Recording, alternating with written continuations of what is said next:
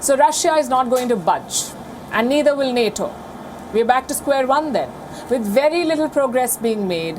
How do we view this turn of events?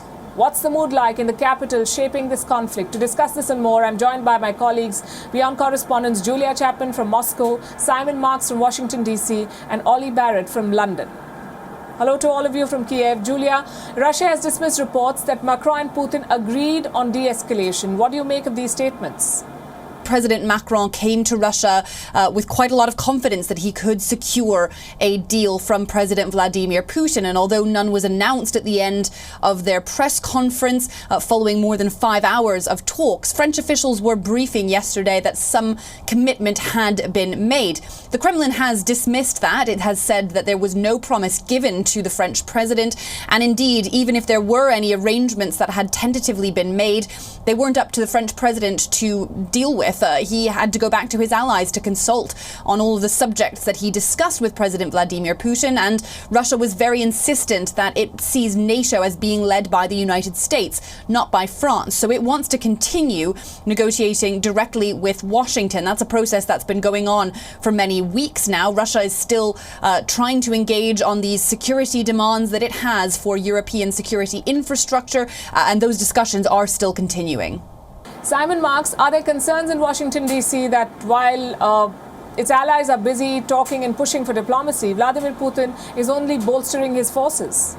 There is a growing realization here in Washington, D.C. that, as the New York Times puts it today, Vladimir Putin is digging in and that the Biden administration is going to have to be prepared for a long slog in the weeks and possibly months ahead. The French President Emmanuel Macron saying while he was in Kiev that the world may not know whether his shuttle diplomacy this week has succeeded for weeks or possibly months. Now, the White House was notably lukewarm about some of that shuttle diplomacy.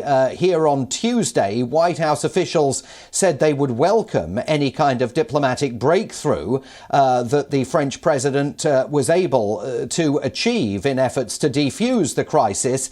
But essentially, they'll only believe there's been one when they actually see it. Ollie, the British Prime Minister will be visiting Poland. Ahead of this visit, he has urged allies to finalise heavy economic sanctions against Russia. What is Boris Johnson up to? Well, Boris Johnson is trying to show continued support for allies in Eastern Europe. That's part of the reason for his trip to Poland, with which the UK has an increasingly good relationship, actually.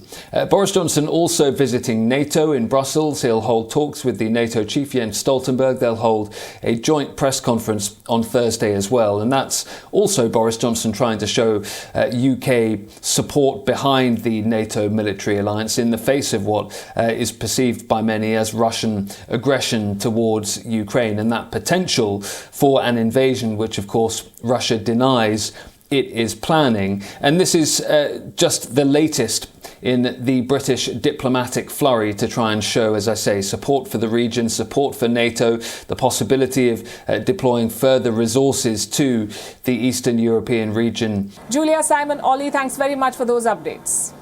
WION is now available in your country. Download the app now and get all the news on the move.